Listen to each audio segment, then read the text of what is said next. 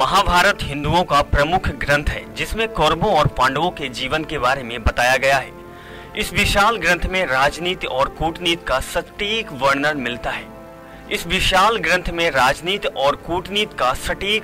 मिलता है।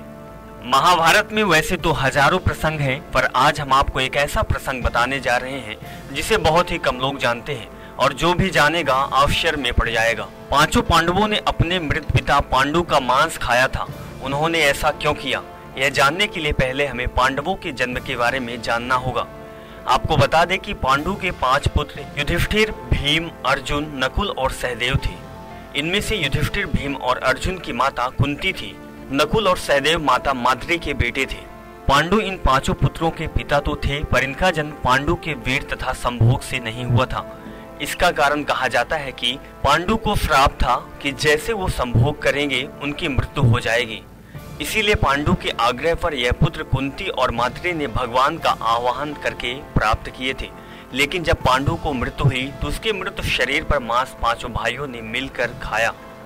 उन्होंने ऐसा इसलिए किया क्योंकि स्वयं पांडु की इच्छा थी कि उसके पुत्र उनके वीर से पैदा नहीं हुए थे। इसीलिए पांडु का ज्ञान कौशल उनके किसी भी बच्चों में नहीं पाया गया था। इसीलिए उसने अपनी मृत्यु पूर्व ऐसा वरदान मांगा था कि उनके बच्चे उनकी मृत्यु के पश्चात उनके शरीर का मांस मिल बांट कर खाए, ताकि उनका ज्ञान बच्चों में स्थानांतरित हो जाए। पांडवों द्वारा पिता का मांस खाने के संबंध में 2 मान्यताएं आज भी लोगों के द्वारा कही जाती।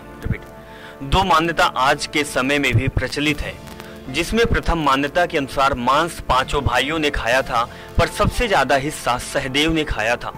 जबकि एक अन्य मानता है कि सिर्फ सहदेव ने पिता की इच्छा का पालन करते हुए उनके मस्तिष्क के 3 हिस्से खाए थे।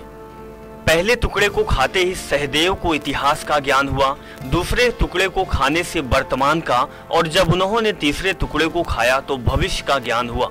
यही कारण था कि सहदेव 5 भाइयों में सबसे अधिक ज्ञानी था। इससे उसे भविष्य में होने वाली घटनाओं को देखने की शक्ति मिल गई थी। वहीं शास्त्रों के अनुसार कृष्ण के अलावा वो एक सहदेव ही था जिसे भविष्य के होने वाले महाभारत के युद्ध के बारे में संपूर्ण जानकारी थी, और जो भी होता गया उनको पहले से ही सारी बातें पता थी। कृष्ण को डर था कि कहीं सहदेव ये सब बातें औरों को ना बता दे। इसीलिए कृष्ण ने सहदेव को श्राप दिया कि यदि उसने ऐसा किया तो मृत्यु हो जाएगी। नेक्स्ट 9 न्यूज़ से अभिषेक की रिपोर्ट।